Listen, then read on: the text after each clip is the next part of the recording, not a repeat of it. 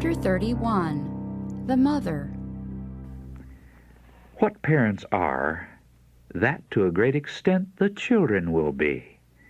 The physical conditions of the parents, their dispositions and appetites, their mental and moral tendencies are, to a greater or less degree, reproduced in their children. The nobler the aims, the higher the mental and spiritual endowments, and the better developed the physical powers of the parents, the better will be the life equipment they give their children. In cultivating that which is best in themselves, parents are exerting an influence to mold society and to uplift future generations. Fathers and mothers need to understand their responsibility. The world is full of snares for the feet of the young. Multitudes are attracted by a life of selfish and sensual pleasure. They cannot discern the hidden dangers or the fearful ending of the path that seems to them the way of happiness. Through the indulgence of appetite and passion, their energies are wasted, and millions are ruined for this world and for the world to come. Parents should remember that their children must encounter these temptations. Even before the birth of the child, the preparation should begin that will enable it to fight successfully the battle against evil. Especially does responsibility rest upon the mother. She, by whose life blood the child is nourished and its physical frame built up, imparts to it also mental and spiritual influences that tend to the shaping of mind and character. It was Jochebed, the Hebrew mother, who, strong in faith, was not afraid of the king's commandment, Hebrews 11:23, of whom was born Moses, the deliverer of Israel. It was Hannah, the woman of prayer and self-sacrifice and heavenly inspiration, who gave birth to Samuel, the heaven-instructed child, the incorruptible judge, the founder of Israel's sacred schools. It was Elizabeth, the kinswoman and kindred spirit of Mary of Nazareth, who was the mother of the Savior's herald. Temperance and self-control. The carefulness with which the mother should guard her habits of life is taught in the Scriptures. When the Lord would raise up Samson as a deliverer for Israel, the angel of Jehovah appeared to the mother with special instruction concerning her habits and also for the treatment of her child. "Beware," he said, "and now drink no wine nor strong drink, neither eat any unclean thing." Judges 13, verses 13 and verse 7. The effect of prenatal influences is by many parents looked upon as a matter of little moment, but heaven does not so regard it. The message sent by an angel of God and twice given in the most solemn manner shows it to be deserving of our most careful thought. In the words spoken to the Hebrew mother, God speaks to all mothers in every age. "Let her beware," the angel said. "All that I command her, let her observe." The well-being of the child will be affected by the habits of the mother. Her appetites and passions are to be controlled by principle. There is something for her to shun, something for her to work against, if she fulfills God's purpose for her in giving her a child. If before the birth of her child she is self-indulgent, if she is selfish, impatient, and exacting, these traits will be reflected in the disposition of the child. Thus many children have received as a birthright almost unconquerable tendencies to evil. But if the mother unswervingly adheres to right principles, if she is temperate and self-denying, if she is kind, gentle, and unselfish, she may give her child these same precious traits of character. Very explicit was the command prohibiting the use of wine by the mother. Every drop of strong drink taken by her to gratify appetite endangers the physical, mental, and moral health of her child, and is a direct sin against her Creator. Many advisers urge that every wish of the mother should be gratified, that if she desires any article of food, however harmful, she should freely indulge her appetite. Such advice is false and mischievous. The mother's physical needs should in no case be neglected. 2 lives are depending upon her, and her wishes should be tenderly regarded, her needs generously supplied. But at this time, above all others, she should avoid in diet and in other line whatever would lessen physical or mental strength.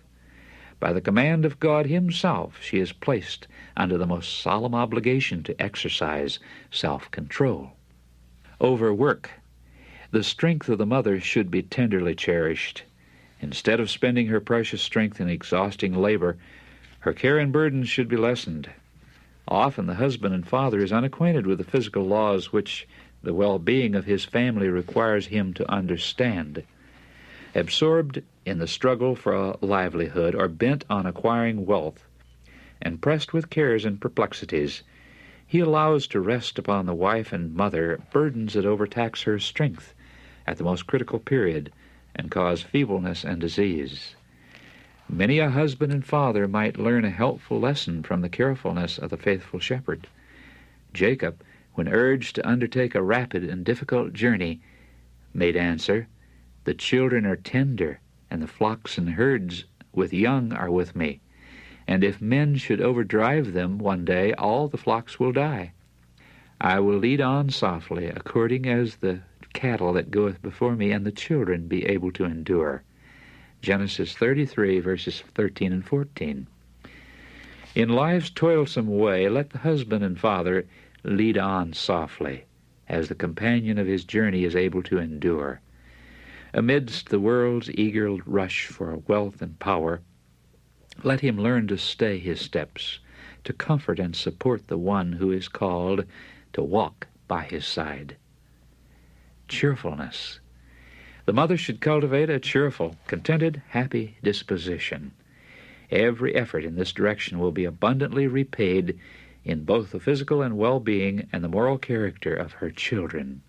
A cheerful spirit will promote the happiness of her family, and in a very great degree improve her own health. Let the husband aid his wife by his sympathy and unfailing affection. If he wishes to keep her fresh and gladsome so that she will be as sunshine in the home, let him help her bear her burdens. His kindness and loving courtesy will be to her a precious encouragement, and the happiness he imparts will bring joy and peace to his own heart. The husband and father who is morose, selfish, and overbearing is not only unhappy himself, but he casts gloom upon all the inmates of his home. He will reap the result in seeing his wife dispirited and sickly, and his children marred with his own unlovely temper. If the mother is deprived of the care and comfort she should have, if she is allowed to exhaust her strength through overwork and through anxiety and gloom, her children will be robbed of the vital force and of the mental elasticity and cheerful buoyancy they should inherit. Far better will it be to make the mother's life bright and cheerful, to shield her from want, wearing labor, and depressing care, and let the children inherit good constitutions, so that they may battle their way through life with their own energetic strength. Great is the honor and the responsibility placed upon fathers and mothers, in that they are to stand in the place of God to their children. Their character, their daily life, their methods of training will interpret His words to the little ones. Their influence will win or repel the child's confidence in the Lord's assurances. The privilege of parents in child training. Happy are the parents whose lives are a true reflection of the divine, so that the promises and commands of God awaken in the child gratitude and reverence. The parent whose tenderness and justice and long-suffering interpret to the child the love and justice and long-suffering of God, and who, by teaching the child to love and trust and obey them, are teaching him to love and trust and obey his Father in heaven. Parents who impart to a child such a gift have endowed him with a treasure more precious than the wealth of all the ages, a treasure as enduring as eternity. In the children committed to her care, every mother has a sacred charge from God. Take this son, this daughter, he says, train it for me. Give it a character polished after the similitude of a palace, that it may shine in the courts of the Lord forever. The mother's work often seems to her an unimportant service. It is a work that is rarely appreciated. Others know little of her many cares and burdens. Her days are occupied with a round of little duties, all calling for patient effort, for self-control, for tact, wisdom, and self-sacrificing love, and yet she cannot boast of what she has done as any great achievement. She has only kept things in the home running smoothly.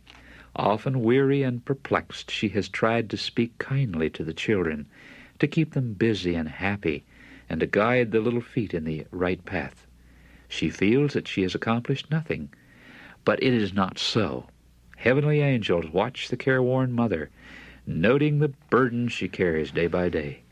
Her name may not have been heard in the world, but it is written in the Lamb's Book of Life. The mother's opportunity. There is a God above, and the light and glory from his throne rests upon the faithful mother as she tries to educate her children to resist the influence of evil. No other work can equal hers in importance. She has not, like the artist, to paint a form of beauty upon canvas, nor like the sculptor to chisel it from marble. She has not, like the author, to embody a noble thought in words of power, nor like the musician to express a beautiful sentiment in melody. It is hers, with the help of God, to develop in a human soul the likeness of the divine. The mother who appreciates this will regard her opportunities as priceless. Earnestly will she seek, in her own character and by her methods of training, to present before her children the highest ideal. Earnestly, patiently, courageously, she will endeavor to improve her abilities that she may use aright the highest powers of the mind in training her children. Earnestly will she inquire at every step, what hath God spoken? Diligently she will study his word.